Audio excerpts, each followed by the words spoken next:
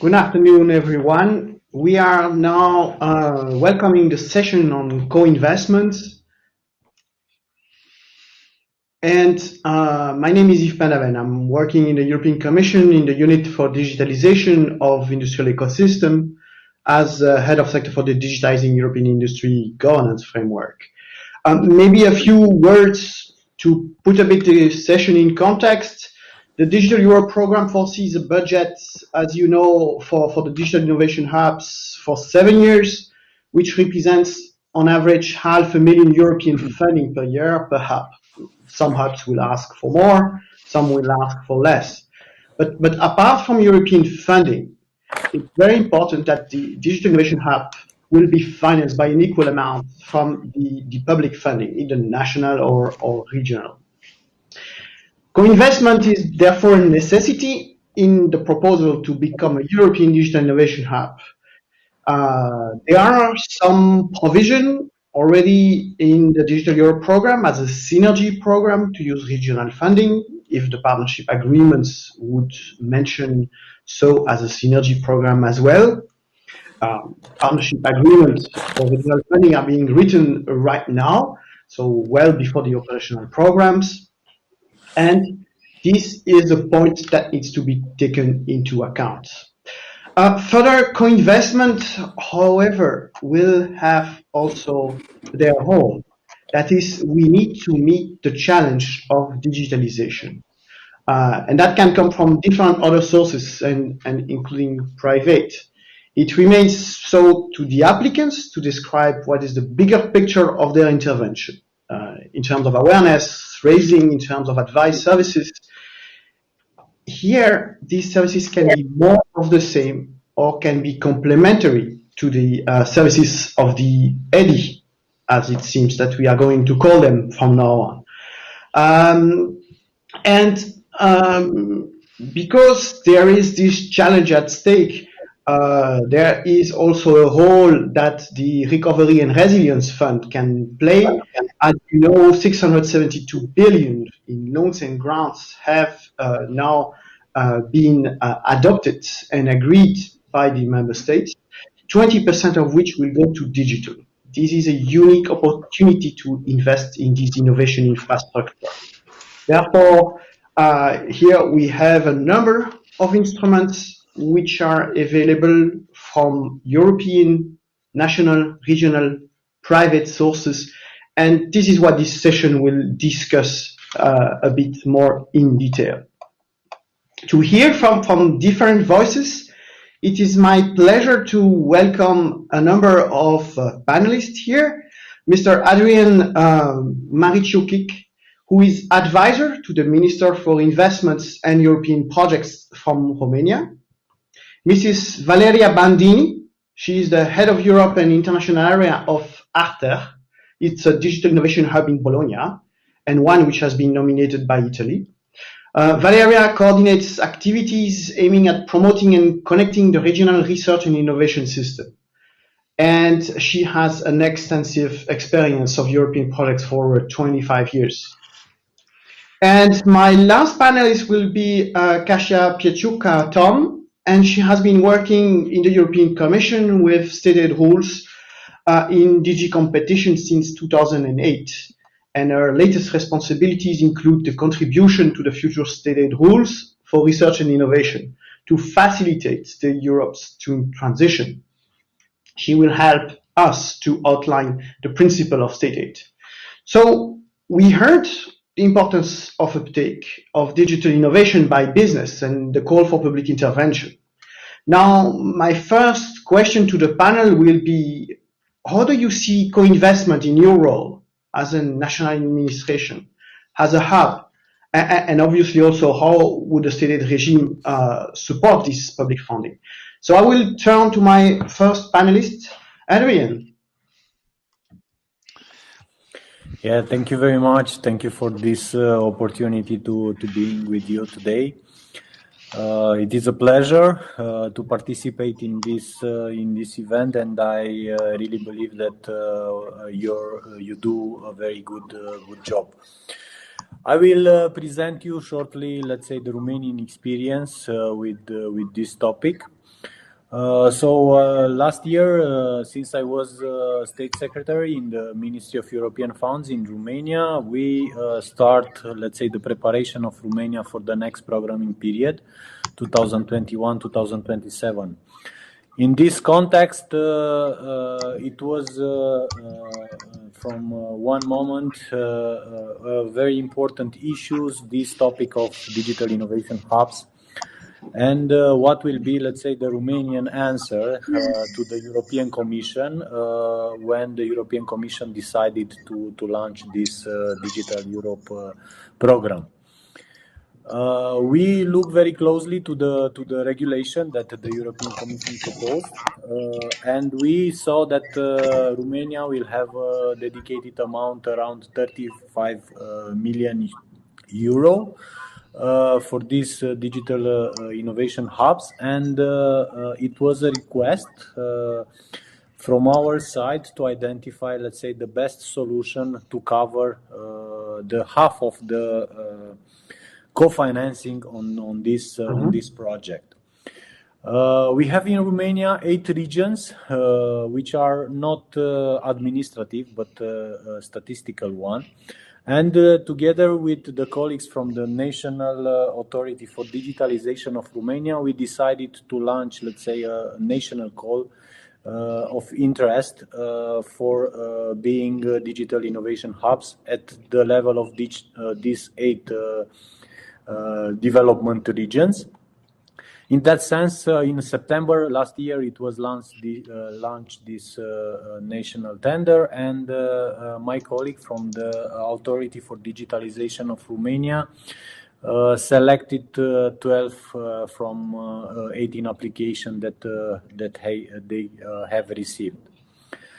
At the level of our ministry, we decided to include it in the partnership agreement, a synergy between, let's say, the cohesion policy funds, which will come through 16 European operational program which Romania prepared, with this digital innovation program that European Commission has launched. So in that sense, we intend to cover 50%, so another 35 million euros from ERDF in order to have, let's say, a generous envelope available for these digital innovation hubs. We saw that on this call of application from national level that there is a big interest in many organizations regarding this digital transformation of Romanian economy and Romanian society. So in that sense, for some regions, for example, in this moment was selected more than one applicant, more than one digital innovation hub.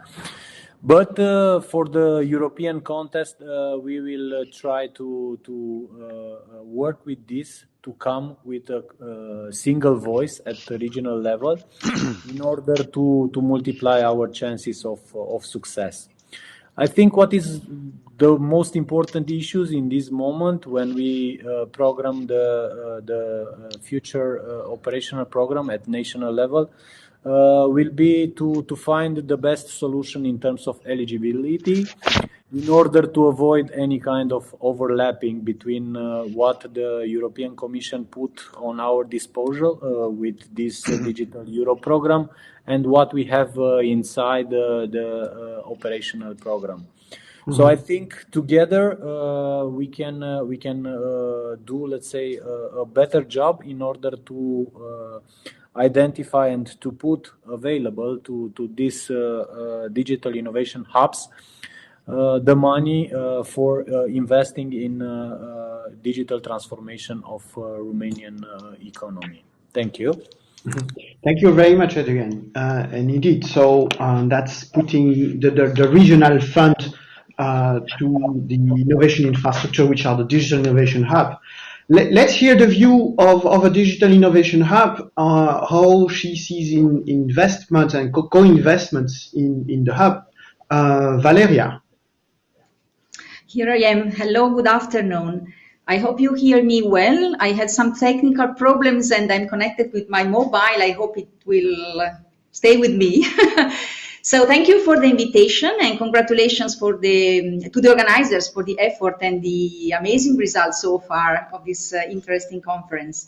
In fact, I'm pleased to share the experience of Arter and the partners that are working on the ER2Digit, the Digital Innovation Hub of Emilia-Romagna. In fact, it is the Emilia-Romagna Regional Ecosystem for Digital Innovation.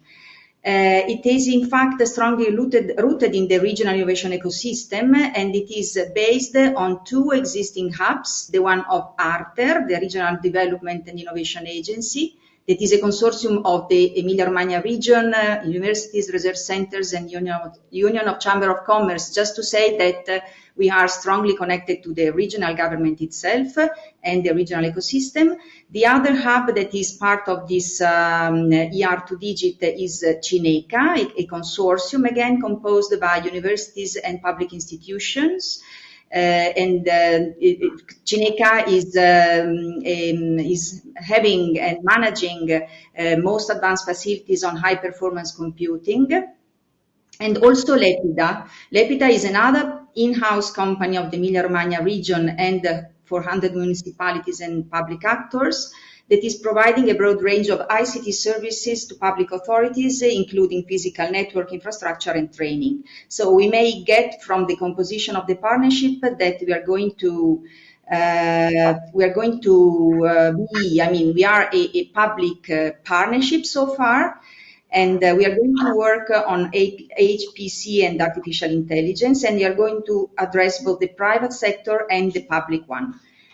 As I was saying, ER2Digit is promoted by the Emilia-Romagna region. They will co-finance the operation, and in fact, they also foresee to co-invest beyond the perimeter of the hub itself. The hub and the ER2Digit hub is considered a kind of natural evolution of the investments already made and a leverage for further public and private investment. We are looking at digital innovation hubs as strategic cooperation, as I was saying. We are working in close collaboration with the regional government, and the operation is fully integrated into the regional digital innovation strategy. If I may say, talking about co-investment and looking at the strategic dimension of co-investment, we could say that we are already working on synergies among funds, and borrowing the terminology of synergies among funds, we could say that we have invested on upstream funding, on infrastructures and expertise, which the Digital Innovation Hub will exploit to provide services to private and public clients and to leverage further funds, public and private, as I was saying. And we plan also downstream sequential funding by the region, because the region may allocate ERDF and ESF resources to support regional stakeholders in the implementation of specific projects that will stem from the activities undertaken by the ER2Digit hub and related services delivered to clients. But if we look at the strict, let's say, operational management of the budget of the Digital Innovation Hub, as I was saying, it is going to be a public-public partnership at the moment, and it is planned to be based on public resources, at least at the beginning, I mean, in the first stages, the first 3 years. This may change, but I mean, in this preparation phase, let's say, but it will depend also on management rules to be applied to national and regional funding, such as ERDF and ESF, that may contribute to the funding of the hub, but still it is pending. In fact, there were some questions on that issue during last day and today as well. To be short, the envisaged framework at the moment combines EC, national funds, regional funding, and in-kind contribution provided by the ER2-digit partners. And those are the building blocks of the hub budget. But to make it working and to avoid as much as possible administrative burden, especially on the beneficiaries, because at the end, I mean, everything is done for the ones who will benefit from the services the hub will provide, we expect possibly to have one budget and the same set of rules for EC, national and regional financial management and reporting. And that still is not obvious. And we are also looking at the private co-funding options with companies co-funding action and services, but still the financial mechanism has to be clarified, especially considering to open the service to beneficiaries from other countries. Still, we have to understand fully how to make it in technical terms, let's say. There's the issue of the state aid rules, and hopefully later on we will hear about that and possibly clarify the picture. The highest risk that we see is to have different source of funding, different rules to be managed, a kind of, and to lose somehow the challenge of co-funding a strategic operation as the digital hubs are aiming at. And that's my first set of information from Emilia-Romagna region. Thank you very much, Valeria. That's very useful to see that there is a diversity of co-investment that are actually going to your hub and in the region, which also shows the bigger picture for the digitalization of the region. I think that your message to simplify the reporting and to simplify the rules is a message that will please a lot of the beneficiaries in this conference. If I want to now turn to my colleagues, we have public intervention, and that public intervention is there to help SMEs, that is the private sector, to actually perform a digital transformation. Kasia, do you want to explain a bit the principle of the state aid regime that supports the co-investment in the hubs? Yes, can you hear me? Very well, thank you. Okay, good, because we had also some technical issues, but they were resolved. So I'm here with my colleague Elizabeth. We work for the unit at DG Competition dealing with state aid rules for R&DI, environment, important projects of common European interest and employment. And we have been closely cooperating with our colleagues from DG Connect to find solutions under state aid rules to facilitate national funding for EDIHs, yes?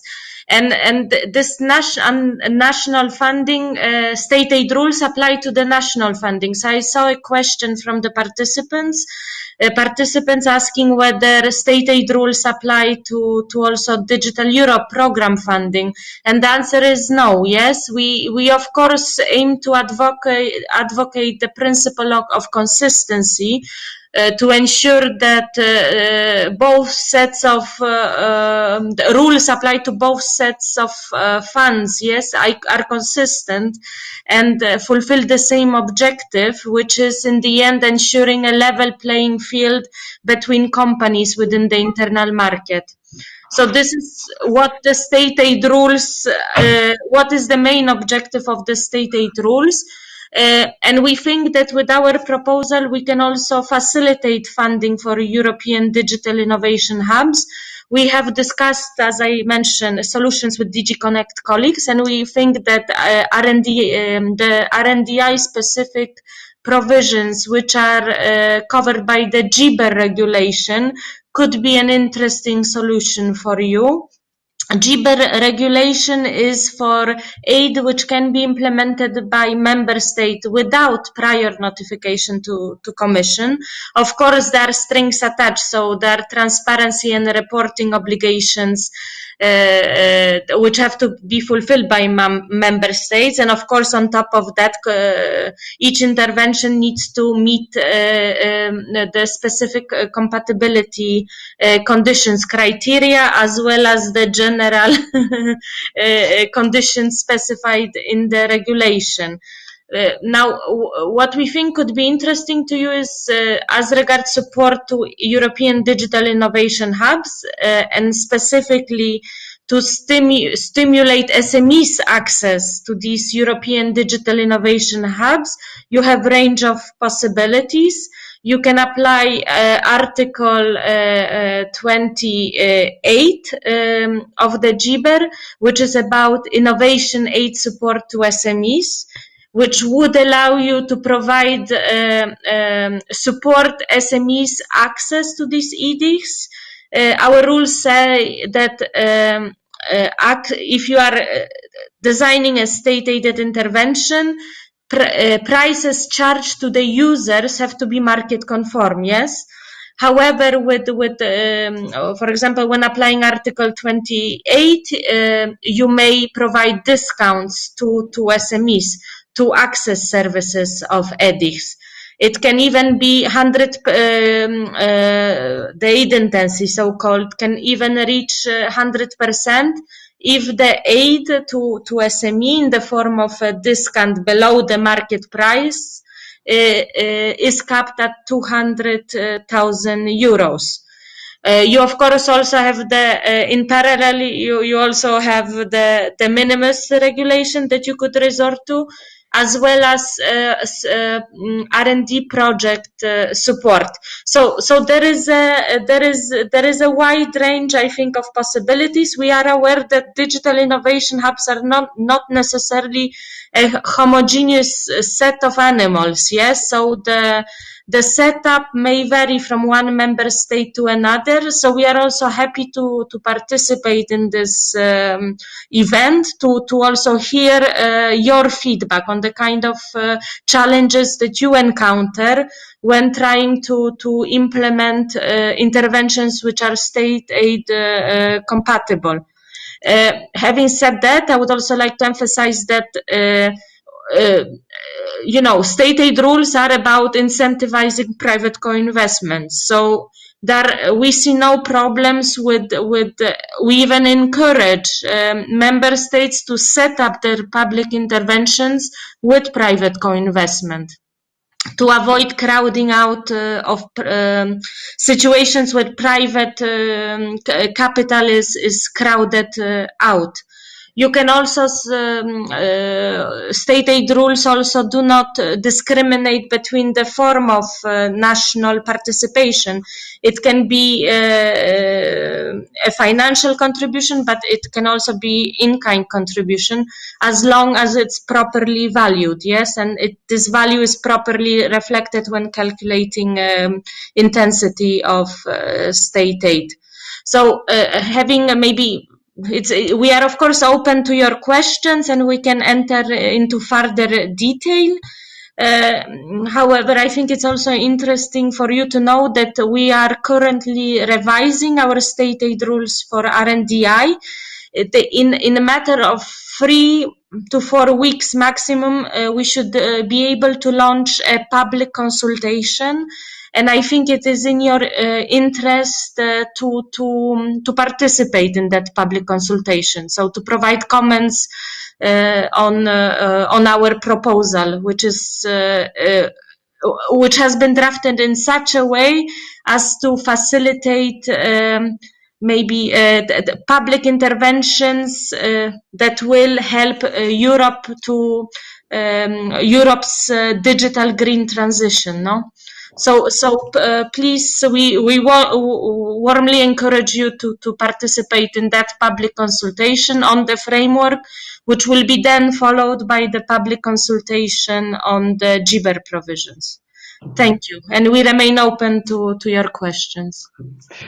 Thank you, Kasia. I think that now the part of why we need to have a list of price in the proposal for a digital innovation hub has become clear, as a way also so that the SMEs as end beneficiary could actually calculate whether they are still within the boundaries of them receiving such an aid. I know that there will also be a detailed session on state aid where you can ask more about to Kasia and to her colleague Elizabeth. That will start at 3 today.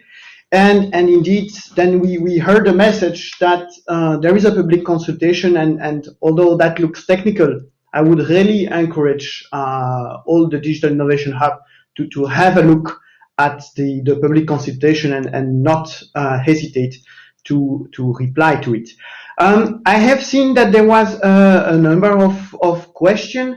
I see one which is related to the role of the regional agency in the distribution of the regional fund and participating at the same time in the operation of a digital innovation hub. Probably this is something that I would like to ask Adrian to answer, is how do you see to implement a separation between the role of the regional agency as a funder and at the same time as a recipient, while keeping the necessary synergies at the regional level? Adrian? Yeah, thank you very much for this question. Indeed, as I mentioned, Romania don't have, let's say, regional administrative regions. Sorry, but starting from last year, there is a very important message of decentralization of Romania. So in that sense, we intend to have 8 regional operational programs instead of only one for the actual programming period. In that sense, of course, we will look and we will work with the regional development agency like future managing authorities. And in that sense, of course, can be, let's say, a problem between this role of managing authority and member or coordinator of digital innovation hubs at regional level. In that sense, after we will see exactly what will be, let's say, the final results of the European tender, I think we will propose to the minister and to the colleagues from Romanian government to have, let's say, a small change in approach. To take, let's say, this activity, this important activity of of financing digital innovation hubs from these 8 regional operational programs, and to include it in a national program managed by the ministry, in order to avoid any kind of conflict of interest, but to have, let's say, this synergy and to build on the actual structure of the digital innovation hubs, which include in most than one region in Romania also the regional development agencies. Mm-hmm. Okay, many thanks. So indeed, by having then a clear split of responsibilities between the region and the national level is indeed a way to keep the necessary synergy while having this separation of duty. Valeria, can you please tell me a bit more about if you had a key message to give on how to approach the regional authority and to be able to use the regional fund? What would that be? How would you help mobilize regional funding? Well, again, my perspective is very much from the Emilia-Romagna region, and in our experience, let's say there's a kind of long-lasting attitude to work together on the innovation policy, on the innovation policy measures, etc. So it has been pretty natural somehow to start together the process to approach the opportunity of scaling up somehow the digital innovation hubs of the region at the European level.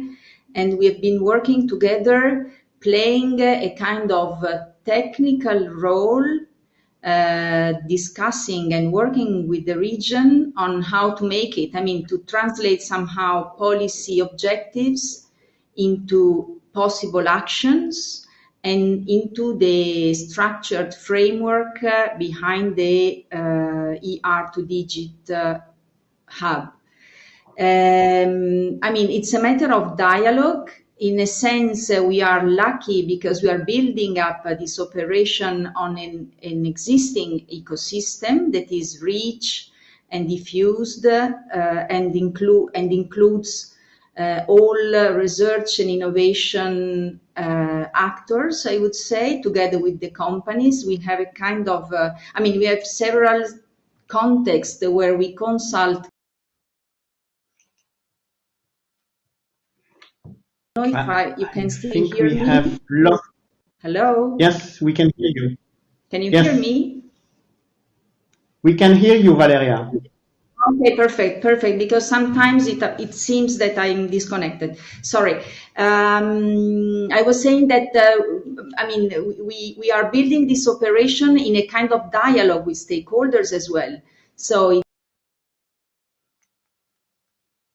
I think we are having... The region decides how to allocate funds and discuss with us or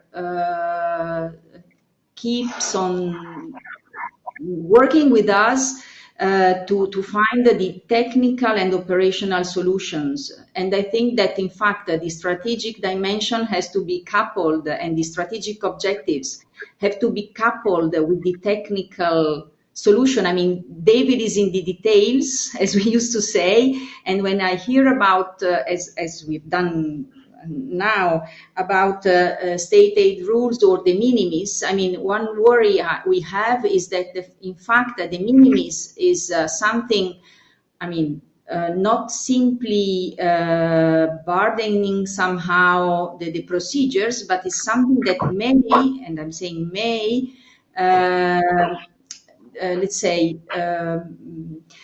discourage companies to take advantage of the services that we may offer. Why? Because in fact, if the limit of the aid that they may get is 200,000 every 3 years, they may decide to accept the co-funding from another funding source or another call or another action line, and they may decide not to invest on a digital transformation. So that's something that we are looking carefully, both in terms of understanding to what extent raising co-financing from companies from the beginning and for accessing to ER2Digit services, but also afterward. Mm-hmm. Okay. Yes, thank you, Valeria. So I understood clearly that your message is collaborate early and collaborate continuously with your regional authority in order to make sure that there is indeed a strategy at a regional level for the digital transformation. We heard you worry indeed on the state aid, and that's probably the perfect transition to ask Kasia, how does she sees the risk? I must say I have often heard that regions were hiding behind state aid to say we don't do something. So this is sometimes used also as a scarecrow or as justification not to act. And there was also, Kasia, another question which was to say, if a hub receives 50% from the Digital Europe program. In the other 50%, does it need to be part of the national or regional funding, and 25%, so half of the half, needs to come from private source? So if you could give a bit more information on the both the statement which Valeria made on the use of de minimis for SMEs, as well as on the specific co-investment structure that stated would oblige to have private investment in the operation of a hub. Kasia. Yes, so I think the solution we have been discussing with our colleagues from DG Connect was about EDIH acting as a transfer body. In addition to its normal business activities. So it would, with clear separation of accounts, it could be both the entity operating the activities of European digital innovation hubs, and on the other hand, it could also be the body granting the aid. So an SME would, even if you go to a bank, yes, you want to get private financing, you have to fulfill some conditions. Some verifications will have to be done by the bank to check whether you have the right collateral, whether you have the right liquidity, etc. But with our solution, the life for SME would be simplified, because he would only have one entity to contact, yes, when it is accessing the services, innovation advisory and support services offered by the European Digital Innovation Hub. And it would be the responsibility of the European Digital Innovation Hub to calculate what is the discount from the market price. And the market price, of course, would have to be published, ex ante in a transparent manner on the website of the EDIH, but it would be the EDIH that would calculate what is the discount that this SME is eligible for. Mm-hmm. And it would also act like an aid granting authority, yes? But so a lot of reporting would have to be done at EDIH level, and a lot of verification. However, the SME as such would be spared from this. So there would be a seamless there would be a significant facilitation for the SMEs to access the services offered by EDIHs in enough, also by giving them affordable prices, yes? Mm-hmm. So,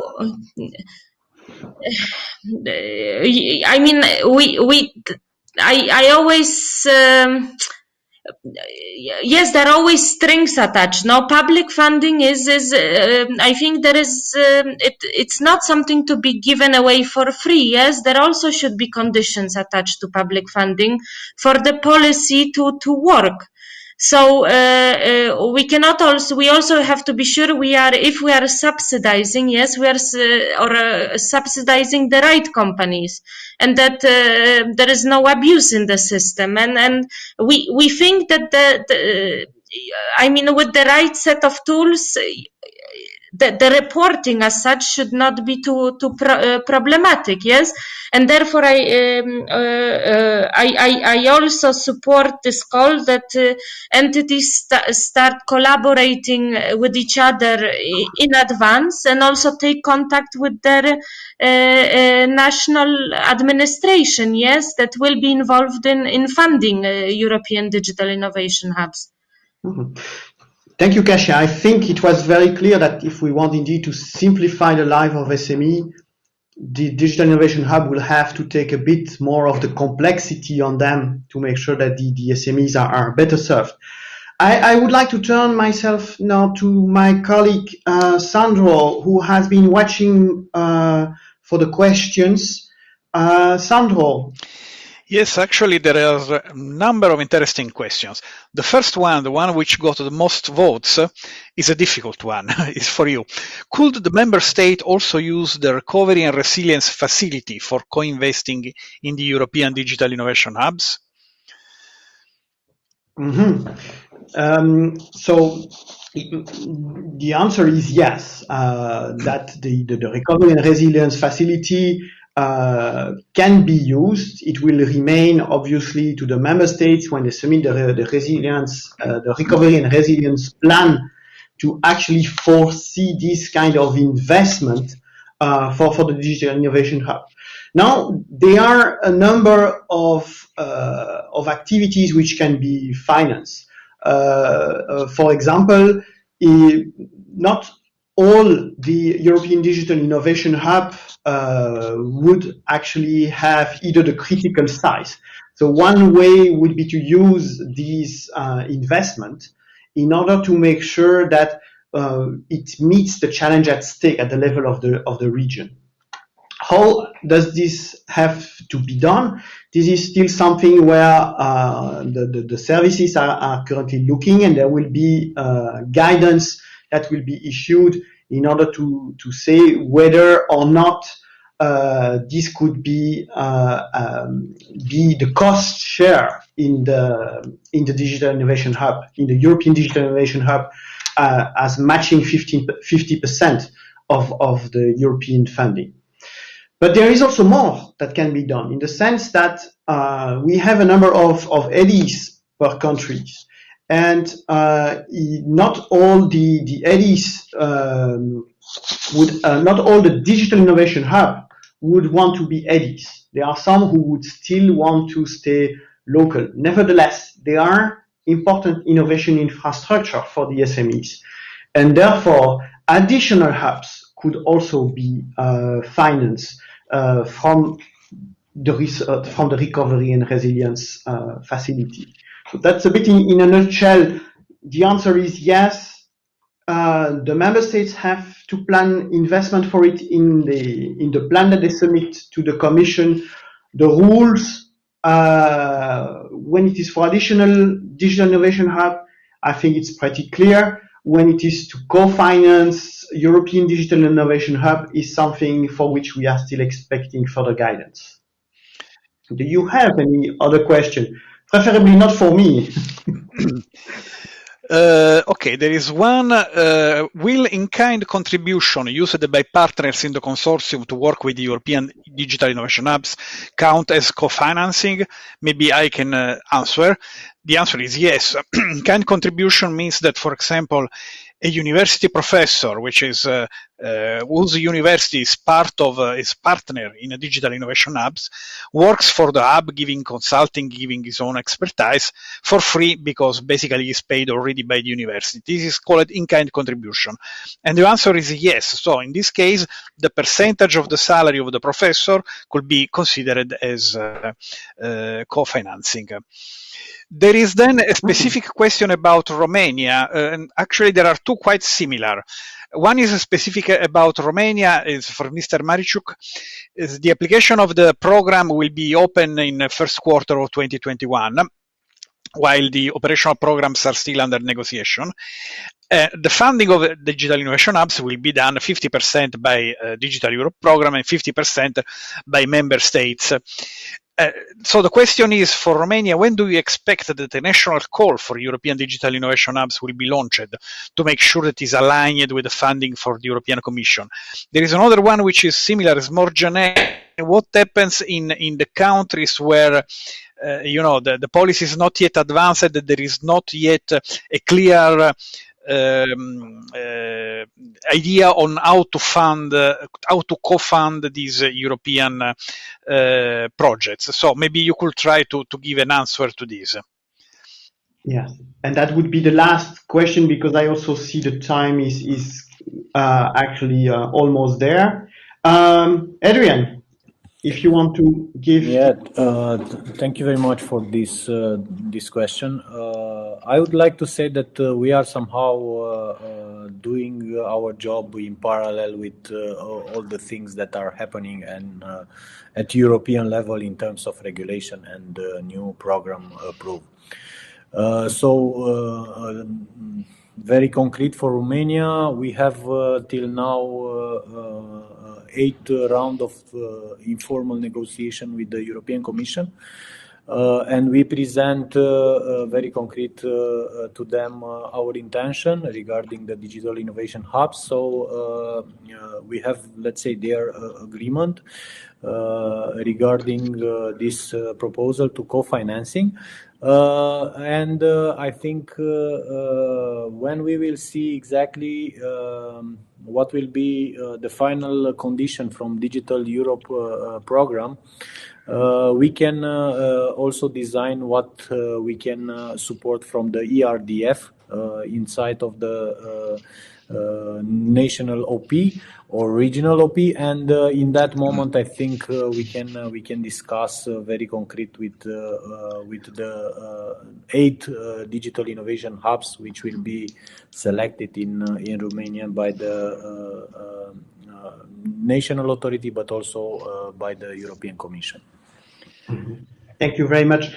We are coming to the end of this session, and I would like to give now the opportunity for the panelists to give in one sentence, very short, please, what would be priority for co-investment that you can give as a key message to the audience? And maybe I would like to start with Kasia.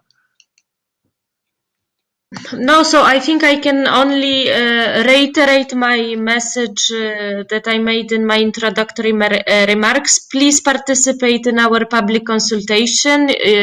We need feedback from all our stakeholders now how to make our future-proof our rules to facilitate the digital and green transition.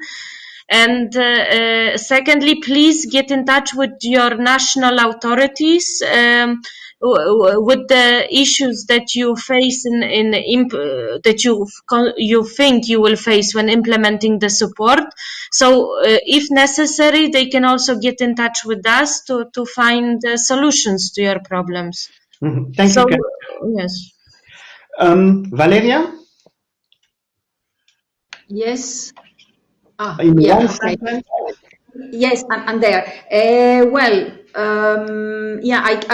would just insist on what I was saying.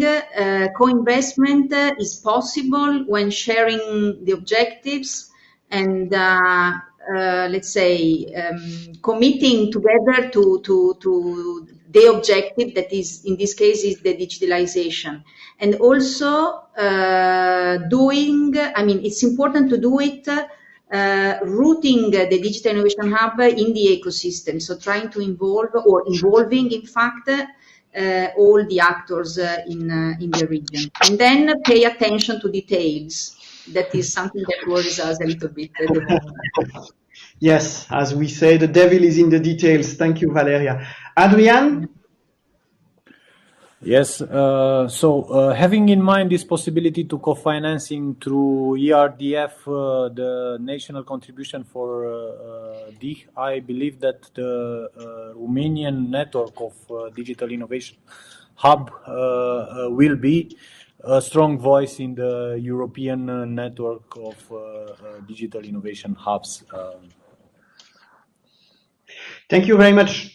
I would like to thank very warmly all the panelists, Sandro and the team. And now stay tuned, because at 3 starts again 3 session, a special session on state aid, a session which will actually go more into the details and the mechanics of it, where both my colleagues will be present. There will be a session on Digital Innovation Hub as a link between the digital technologies and the regional SMEs, how to make sure that we have here really a matchmaking between the two.